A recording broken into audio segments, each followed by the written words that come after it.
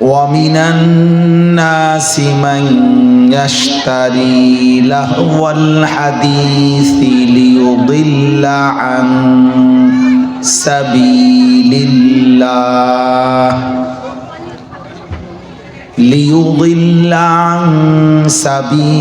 الله بغير علم ويتخذها هزوا أولئك لهم عذاب مهين صدق الله مولانا العظيم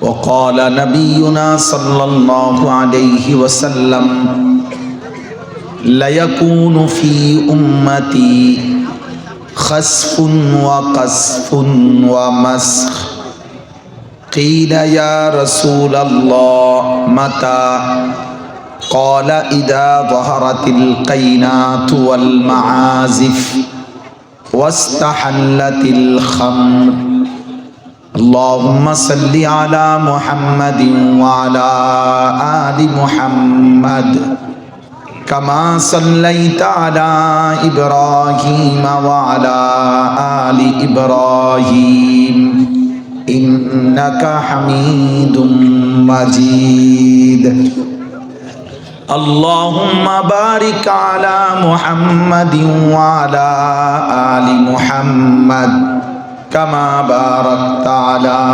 إبراهيم وعلى آل إبراهيم إنك حميد مجيد سبحانك لا علم لنا إلا ما علمتنا إنك أنت العليم الحكيم আলহামদুলিল্লাহ। প্রথম কথা তো আমি বললাম যে হাতে মোবাইল ধরে ভিডিও বা রেকর্ড করবেন না। মূল উদ্দেশ্য আসলে অল্প সময় যদি কেউ মনোযোগ দিয়ে আল্লাহর কথা শুনে, এতে করে দিল জমে, মানে হৃদয়ে কথা ঢোকে, বিবেকের মধ্যে অনুভূতি জাগে। এই জন্য আসলে আমি ব্যক্তিগতভাবে এটা একটু কঠোরভাবে চেষ্টা করি যে সময়টা যেন কাজে লাগে। মোবাইল হাতে ধরে রাখলে দিল জমে না, মনোযোগ হয় না, বারবার মোবাইলের কথা মনে পড়ে, মোবাইলের দিকে আকর্ষণ যায়। এটা আমাদের একটা পরীক্ষিত অভিজ্ঞতা লব্ধ কথা। দ্বিতীয় কথা হলো যে কয়েকজন ছেলে তোমরা দাঁড়িয়ে আছো, তোমরা বসতে হবে, আল্লাহর কথা অল্প কিছুক্ষণ, এরপরে আর বয়ান হবে না। কাজেই অল্প কিছুক্ষণ সময়, এইটুকু সময় ভাই নওজোয়ান তোমরা বসো। আপনারাও প্রয়োজনে একটু এক বিগত জায়গা আপনারা যদি একটু আগায়া বসেন, তাহলে আরো কিছু ছেলে বসতে পারবে, এতে তাদের বসার সওয়াবও আপনারা পাবেন। এই জন্য প্রত্যেকেই এক বিঘত একটু নড়েন, সবাই নড়েন। এই যে দুই একজন আছে তামসা দেখে, মানে আমি তো হুজুরের কথা শুনবো না, আর কেউ শুনে কিনা এটা দেখে। সবাই আগান, সওয়াব হবে। যিনি আগাইলেন আল্লাহর রহমতের দিকেই আগাইলেন। মাশাআল্লাহ। যাও ভাই, এবার তোমরা বসো, পিছনে ঢোকো।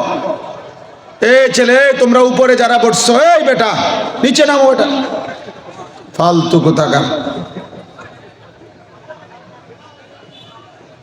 এই যে তোমার কি সমস্যা, যাও এখানে বসো। মাশাআল্লাহ। এই যে ওই কোনায় যারা দাঁড়ায় আছো, ভাই বসো। কম হোক, আল্লাহর কথা বসে শুনলে আদব হয়, বরকত হয়, মনোযোগ দিয়ে শুনলে রহমত হয়। দ্বিতীয় অনুরোধ হলো মাদ্রাসাওয়ালাদের কাছে, বাইরে যেই ছেলেরা ছোট ছোট কিছু বাচ্চা প্যান্ডেলের পাশে কথা বলতেছে, দয়া করে দেখেন ওদেরকে থামানো যায় কিনা। এই সামান্য একটু সময়, এইটুকু সময় 1 ঘন্টাও হবে না। এইটুকু সময় সবাই মিলে কষ্ট করে স্বেচ্ছাসেবক ভাইরা আন্তরিকতার সাথে মাহফিলের পরিবেশটা নীরব রাখার চেষ্টা করে। নীরব হলে বরকত হবে। কোরআনুল কারীমের মধ্যে আল্লাহ তাআলা বলছেন, ফাসতামিউ লাহু ওয়া আনসিতু। আমার কোরআন যখন পড়া হয় তোমরা মনোযোগ দিয়ে শোনো এবং চুপ থাকো। আল্লাহ বলছেন এই 2টা কাজ যদি করো, মনোযোগ দিয়ে শোনো এবং চুপ থাকো, তাহলে আল্লাহ ওয়াদা দিয়েছেন লাআল্লাকুম তুরহামুন, অবশ্যই তোমাদের উপরে রহমত বর্ষিত হবে। আর তাফসীরের মধ্যে আছে রহমত বর্ষিত হবে মানে হলো আল্লাহ তাআলা তোমাকে এই মনোযোগ দিয়ে শোনা এবং চুপ থাকার বরকতে আল্লাহর কথার উপর আমলের তৌফিক দেবে, আমল করার তৌফিক হবে। তাহলে এটা বড় নিয়ামত, এটা বড় নিয়ামত, আল্লাহর কথার উপরে আমল হওয়া। এমনিতে তো আলহামদুলিল্লাহ আমরা কম বেশি কথা সবাই জানি, কেউই কোনো আজকে প্রথমবারের মতো ওয়াজ শুনি এমন না।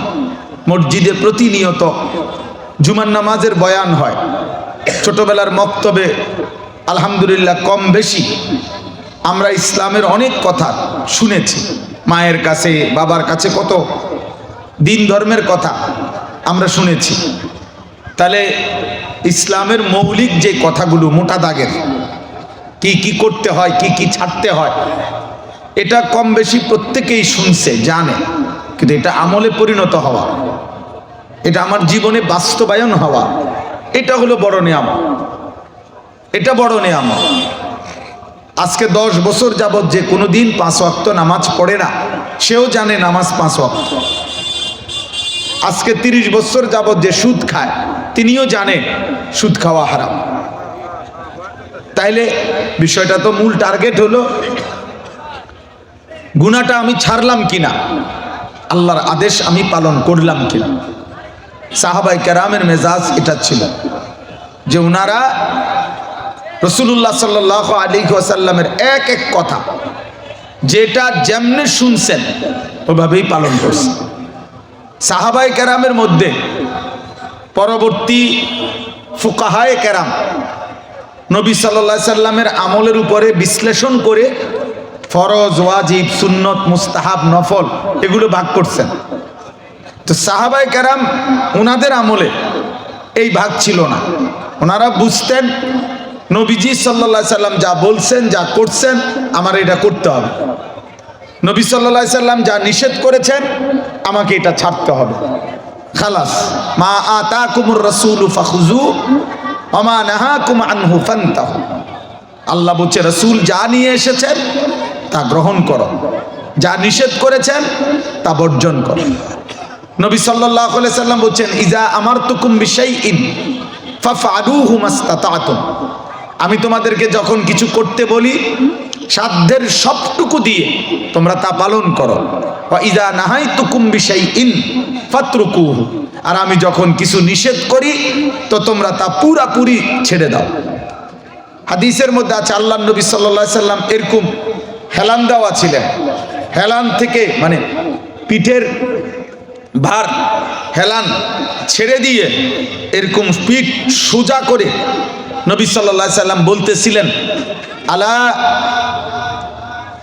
ইন্নী হারামতু ইন্নামা হারামতু ইন্নী হারামতু ফাহুয়া মিম্মা হারামাল্লাহ, অথবা আলা ইন্নামা হারামা রাসূলুল্লাহ ফাহুয়া মিম্মা হারামাল্লাহ।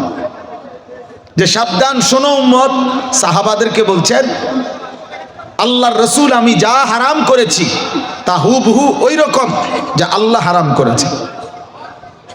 ফামা জালা ইউকাররিরুহা।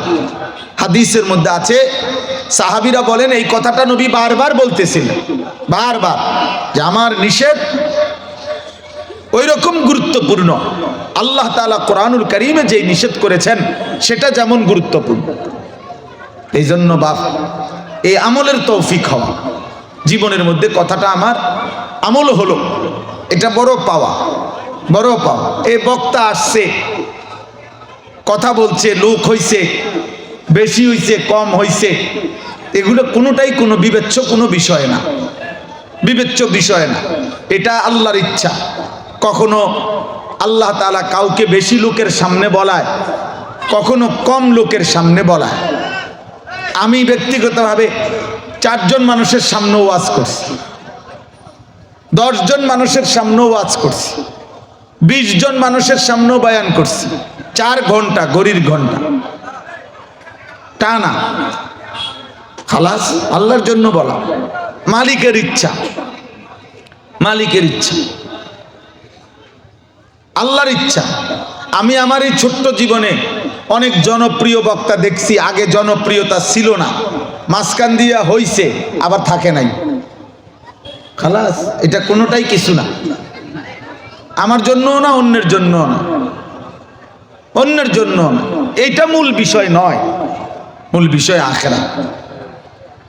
মূল বিষয় হলো আমার জিন্দেগি গঠন হলো কিনা। এই জন্য আমাদের পরিবর্তন দরকার, জীবনটা সুন্দর করা দরকার, আখিরাতমুখী হওয়া দরকার। বক্তারে সবাই চিনে না না চিনে এটা কোনো জরুরি বিষয়। আমারে সবাই চিনলে আপনার কি, চিনে আমারে তো আপনি না চিন কিনতেন, আর আমারে না চিনলে আপনার অসুবিধা কি, আমি কি আপনার বাইরে ভাত খাইনি? তো তাইলে এটা কোনোটাই কোনো বিষয় না, মূল বিষয় আখিরাত। মূল বিষয় কি? আখিরাত। আখিরাত, আখিরাত কলিজায় বসলো কিনা, আখিরাতের অনুভূতি জাগলো কিনা, কলিজার ভিতরে আখিরাতের কথা মনে পড়লো কিনা, এটা হলো মূল বিষয়। এই জন্য দয়া করে মূল আয়োজন, সমস্ত নবী রাসূল মানুষদেরকে মূল যে 2টা দাওয়াত দিছেন, একটা হলো আল্লাহর প্রতি ঈমান, আরেকটা হলো আখিরাতের প্রতি ঈমান। ঈমানের খোলাসা, আম্বিয়াদের দাওয়াতের খোলাসা, এই 2 জিনিস। এটারই বিস্তারিত ব্যাখ্যা বাকিগুলো। মান কানা ইউমিনু বিল্লাহি ওয়াল ইয়াউমিল আখির, আল্লাহ এবং আখিরাতের প্রতি ঈমান। ইন্নামা ইয়ামুরু মাসাজিদাল্লাহি মান আমানা বিল্লাহি ওয়াল ইয়াউমিল আখির। অনেক আয়াত আছে কোরআনে, আল্লাহ তাআলা বলছেন ওমান আরাদাল আখিরা ওয়া সাআলাহা সাইয়াহা ওয়া হুয়া মুমিন। ঈমান ঠিক রেখে আখিরাতের আশায় যে নেক আমল করে, আল্লাহ বলে তার সমস্ত মেহনত আমি আল্লাহ শুকরের সাথে গ্রহণ করলাম, শুকরের সাথে গ্রহণ করলাম। আখিরাত, আখিরাত। পৃথিবীর সকল যুগে সমস্ত মুশরিক, বেঈমান, পাপী, নাফরমান, আল্লাহর অবাধ্য মানুষ, তাদের মূল আপত্তি ছিল আখিরাতকে মেনে নেওয়ার ব্যাপারে। আল্লাহকে কম বেশি সবাই মানে, আল্লাহর পরিচয় কম বেশি সবাই জানে। একেবারে সামান্য কিছু নাস্তিক মুরতাদ ছাড়া যারা মনে করে আল্লাহ বলতে কিছু নাই, এগুলো কোনো গণার কিছু না। এরকম 2-4 জন পাগল ছাগল থাকবেই, এগুলোর কোনো হিসাবে ধরে না কেউ। কিন্তু প্রকৃত অর্থে যেই কোনো ধর্মাবলম্বীরা তারা আল্লাহকে মানে, আল্লাহকে মানে। হ্যাঁ, আল্লাহকে মানার মধ্যে শিরিক যুক্ত করে, কিন্তু আল্লাহকে চিনে। কোরআনুল কারীমের মধ্যে আছে, আল্লাহ বলছে, বন্ধু আপনি এই মূর্তি পূজক মুশরিক মক্কাবাসী যে কাউকে জিজ্ঞেস করেন যে আসমান ও জমিন কে সৃষ্টি করেছে, তারা বলবে আল্লাহ। আপনি একজন হিন্দু ধর্মাবলম্বীকেও বলবেন, তারা ঈশ্বর বলতে, ভগবান বলতে আলাদা কাউকে বুঝে। দেবতায় সৃষ্টিকর্তা এটা হেরাও বলে না। দেবতাগুলো তাদের এগুলো রিজিক দেয়, এটা তারা বলে না, এটা আলাদা। কিন্তু সর্বযুগে সমস্ত বেঈমানদের আপত্তি হলো আখিরাত। আখিরাত কোনোভাবেই মানতে চায় না। এই জন্য আমাদের নবী সাল্লাল্লাহু আলাইহি সাল্লাম মক্কার জীবন, ইসলামের এই জিন্দিগি মানুষকে যখন কালেমার দাওয়াত দিছেন, তখন এই যে আল্লাহ নাই বা আল্লাহ আসলে আছে কিনা, আল্লাহ কোথায় ইত্যাদি প্রশ্ন মক্কার কাফের মুশরিকরা করে নাই। এটা নিয়ে তাদের যতটা মাথা ব্যথা ছিল না, তাদের বারবারের মাথা ব্যথা ছিল আখিরাত নিয়ে। এজন্য তারা প্রতিনিয়ত নবীজিকে বিরক্ত করত, আর এটা বলতো মুহাম্মদ মাটির সাথে মিশে যাওয়ার পর, এই যে ভাই মোবাইল ধরলা কেন, এই বেটা অপদার্থ কোথাকার, তোমার মতো দুইজন শ্রোতা চলে যাও।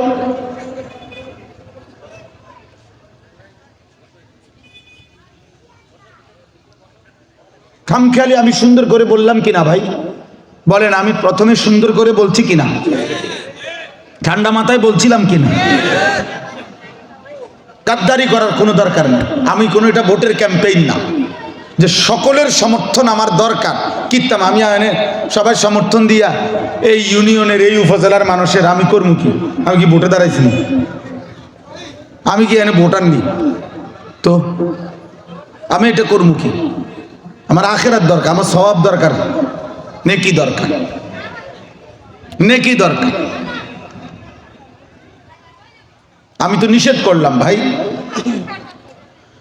তো এই জন্য বললাম, এই মুশরিকরা প্রতিনিয়ত নবীজিকে বলতেন, মুহাম্মদ কিভাবে সম্ভব?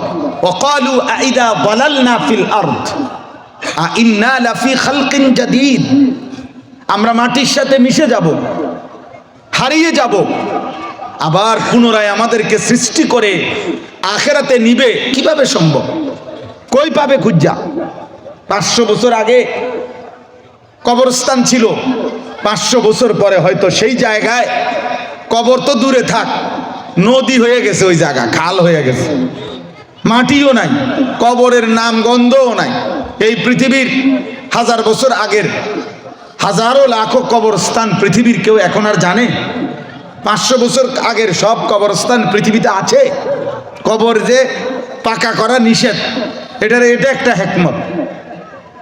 কবর যদি পাকা করা হয়, সব পাকাই করা হয় সব, তাহলে এই পৃথিবীতে মানুষের এই জীবন ধারণের মতো জায়গার সম্পূর্ণ স্যার একেবারে এলোমেলো হয়ে যাবে।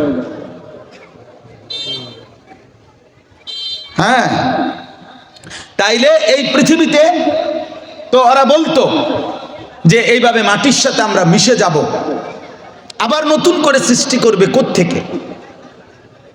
وضرب لنا مثلا ونسي خلقا قال من يحيي العظام وهي رميم। তারা পুরাতন হাড্ডি নবীজির সামনে আইনা উটের ভাঙ্গা গুড়া গুড়া করে পাউডার বানাইয়া ফু দিয়া উড়ায় দিছে, দিয়া বলছে, মুহাম্মদ তোমার খোদায় এই হাড্ডি এটা পুনরায় কেমনে ফেরত আনবে? এটা পাইব কই? এটা দিয়ে গুড়া করে পাউডার বানাইয়া বাতাসে উড়াই দিলাম, এখন আনবে কোত্থেকে? এইভাবে বলতো। কোরআন শরীফে সূরা কাফের মধ্যে আছে, ফাকালাল কাফিরুনা হাদা শাইউন আজীব আইদা মিতনা ওয়া কুননা তুরাবা যালিকা রাজউম বাঈদ। আরে মুহাম্মদ, এটা তো একটা আশ্চর্য কথা, আমরা মরে যাব, মাটি হয়ে যাব, আমাদেরকে পুনরায় ফেরত আনবে, এটা অনেক দূরের কথা, অনেক দূরের বিষয়, অবাস্তব বিষয়। এইভাবে প্রতিনিয়ত কোরআনুল কারীমের মধ্যে আম্মা ইয়াতাসাআলুন, আল্লাহ বলতেছে তারা পরস্পর পরস্পরকে জিজ্ঞেস করছে, কিও কয় আখিরাত হবে বলে। আখিরাত কিতাবা বাপ দাদা 14 গোষ্ঠী শুনলো না যেই কথা, মুহাম্মদ এটা কি কয়? এইভাবে প্রতিনিয়ত তারা আখিরাতকে মানতে চাইতো না। আখিরাত আল্লাহর সামনে মুখোমুখি হবে, হাসরের মাঠ কায়েম হবে, এটা মানতে চাইতো না। কেন? কেন? মূল বক্তব্য এটাই, মূল কারণ এটাই, প্রত্যেক নাফরমান পাপী, প্রত্যেক দুনিয়া লুভী, প্রত্যেক চরিত্রহীন লম্পট, প্রত্যেক হারামখোর নেশাখোর, প্রত্যেক জঘন্য অন্যায়কারী, মুশরিককারী, মূর্তি পূজক কিংবা হারাম অসভ্যতার মধ্যে লিপ্ত, এমন প্রত্যেকেই বুঝে আখিরাত যদি মেনে নেই, আল্লাহর সামনে মুখোমুখি হব, এটা যদি মেনে নেই, তাহলে অসভ্যতার এই জীবন ছেড়ে দিতে হবে, আল্লাহর নাফরমানির এই জীবন ছেড়ে দিতে হবে, আল্লাহর আনুগত্য করতে হবে। তাহলে তো যে কেউ প্রশ্ন করবে, আখিরাত যেহেতু মানোই তো গুনাহ করছো কেন? আখিরাত যেহেতু মানোই আল্লাহর ইবাদত করছো না কেন? আখিরাত যেহেতু মানোই তো শিরিক আর কুফর আর নাফরমানি ছাড়ছো না কেন, এটাই বলতো। এই জন্য আল্লাহ বলেন বাল হুম বিলিকাই রাব্বিহিম কাফিরুন, বন্ধু ওরা মূলত আখিরাতকে অস্বীকার করে না, বরং আমি আল্লাহর সামনে মুখোমুখি হওয়াটাকে অস্বীকার করে। ওরা চায় না কোনোভাবে আমার মুখোমুখি হতে, ওরা কোনোভাবেই চায় না, কারণ ওরা জানে আমার মুখোমুখি হইলে হিসাব দিতে পারবে না, হিসাব দিতে পারবে না। এরপরে আল্লাহ বলছে কুলিয়া তাওয়াফাকুম মালাকুল মাউতিল্লাযী ওয়াক্কিলা বিকুম সুম্মা ইলা রাব্বিকুম তুরজাউন। হে নবী, আপনি বলে দেন, তোমরা মানো বা না মানো, তোমাদের প্রত্যেককে আমি আল্লাহর পক্ষ থেকে নির্ধারণ করা মালাকুল মউত আজরাইল মৃত্যু ঘটাবেন, জান কবজ করবেন। সুম্মা ইলা রাব্বিকুম তুরজাউন, অতঃপর তোমরা সকলেই তোমাদের রব আল্লাহর নিকট হাসরের ময়দানে একত্রিত হবে। অর্থাৎ এই সত্য হবেই বান্দা, ইজা ওয়াকাতিল ওয়াকিআ। আল্লাহ বলছে বান্দা একটা ঘটনা হবেই, সেই ঘটনা হলো এই কায়নাত একদিন ভেঙে চুরে যাবে, ভেঙে চুরে যাবে। আল হাক্কাতু মাল হাক্কা, আল্লাহ বলছেন এই সত্য হবেই, এই সত্য আসবেই। ইদা সামাউন ফাতারাত, ইদা শামসু কুফিরাত, ইদা সামাউন শাক্কাত, ইন্না জালজালাতাস সাআতি শাইউন আযীম।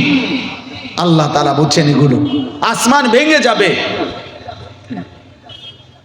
আসমান ভেঙে যাবে, তারকারাজি খসে খসে পড়বে, জমিন একসাথে ভূমিকম্প শুরু হবে। আল্লাহ বলছে বান্দা আমার এই কায়নাত, আমার সৃষ্টি আমি গুটায় ফেলবো, এটা শেষ হবেই হবে, আর আখিরাত হবেই হবে, আখিরাত হবেই হবে।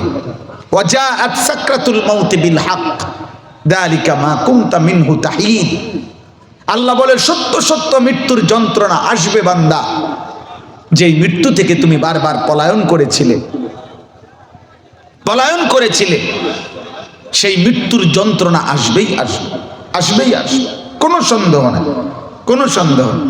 ফালাউলা ইযা বালাগাতিল হুলকুম, আল্লাহ বলছে তোমাদের কোন মুমূর্ষ ব্যক্তির কণ্ঠনালীর মধ্যে যখন আইসা রুহু আটকাইয়া যায়, যদি মনে করো আখিরাত হবে না, তাহলে হে নাফরমান, তোমরা নিজে তোমাদের সেই আপন জনের রুহু কণ্ঠনালীর থেকে আবার আপন জায়গায় কলবের ভিতরে আবার পৌঁছায় দাও। ফালাউলা ইন কুনতুম গায়রা মাদিনিন তারজিউনাহা ইন কুনতুম সাদিকিন। যদি মনে করো আখিরাত হবে না, পরকাল হবে না, ফেরত দাও, ফেরত দাও। এই জন্য দোস্ত আমার, নওজোয়ান সাথী আমার, প্রিয় ভাই আমার, বন্ধু আমার, বাপ আমার, এটা বোঝা উচিত। আখিরাত যদি কেউ না বুঝে, আখিরাত যদি কেউ ভুলে যায়, আখিরাত থেকে যে বাঁধন ছুটে যায়, আল্লাহর সাথে যার সম্পর্ক ছিন্ন হয়ে যায়, আল্লাহর সাথে যার সুতা ছিঁড়ে যায়, খোদার কসম তার জীবন আর জীবন থাকে না, সে আর কোনো মানুষ থাকে না, সে আর মানুষ থাকে না, সে মানুষ থাকে না, সে তখন জন্তু জানোয়ারে পরিণত হয়। তার জীবনে আর তখন ভালো মন্দ, আলো অন্ধকার, জায়েজ না জায়েজ, হক না হক, হালাল হারাম, এর কোনো পার্থক্য থাকে না। কারণ আল্লাহর সাথেই তো তার বাঁধন নাই, আখিরাতের সাথেই তো তার বন্ধন নাই। মানুষের দৃষ্টিতে, দুনিয়াবি দৃষ্টিতে আপনি প্রত্যেকটা মানুষ যেই কোনো মন্দ কাজ, এইটাকেও আপনার ভিন্ন কোনো যুক্তি পেশ করতে চায় মানুষ, এমন মানুষ পৃথিবীতে সব যুগে ছিল, আছে, থাকবে, থাকবে। কিন্তু আল্লাহ তাআলা বলছেন বান্দা, তুমি যদি তোমার আকলের উপরে নিজেকে তুলে নাও, তোমার বিবেক, তোমার বুদ্ধির উপরে, তোমার মনের চাহিদার উপরে যদি তুমি নিজেকে তুলে নাও, আমি আল্লাহর বিধানের তোয়াক্কা না করো, আমার বন্ধুর বিধানের তোয়াক্কা না করো তো খোদার কসম আল্লাহ বলছে জীবনের অর্থ যার কাছে, এই ভাইয়া এটাই আমার মূল কথা, জীবন যার কাছে চাহিদা পূরণ, জীবন মানে যার এই অর্থ যে আমার যা মন চায় তা পূরণ করতে হবে, আমি হালাল হারাম বুঝি না, আমি জায়েজ না জায়েজ বুঝি না, আমি উচিত অনুচিত বুঝি না, তো মনে রাখবা বাপ ওই কোনো মানুষ না, ওই মূলত জানোয়ার। ও চতুষ্পদ জন্তু, ও আনআম, আনআম।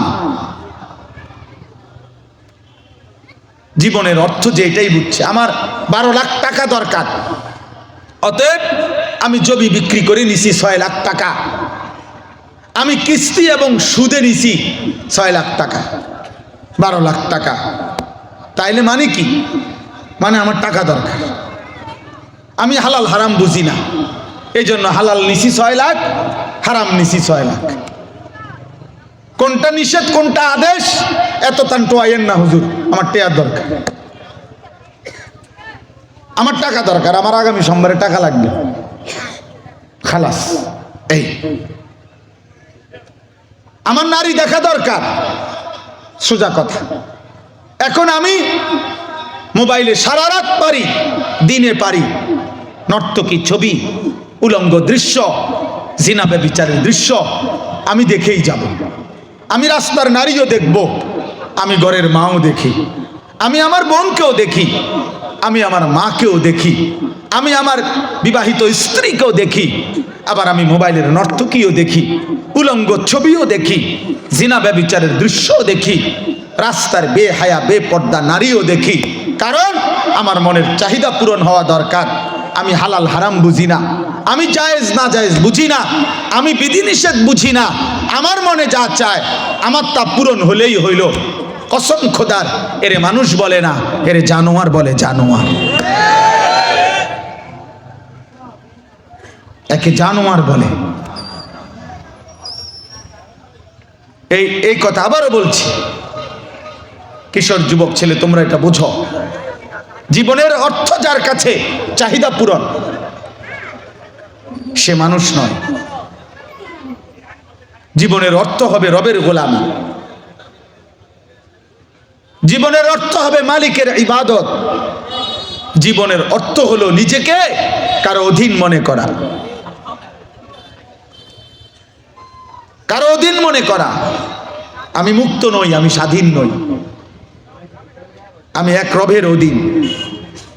আমার অস্তিত্বের প্রতি সেকেন্ড তার হাতে, আমার বেঁচে থাকার প্রতি মুহূর্ত তার হাতে, তার হাতে। তিনি চাইলেই বেঁচে থাকা, তিনি না চাইলেই বেঁচে থাকার কোনো সুযোগ নাই।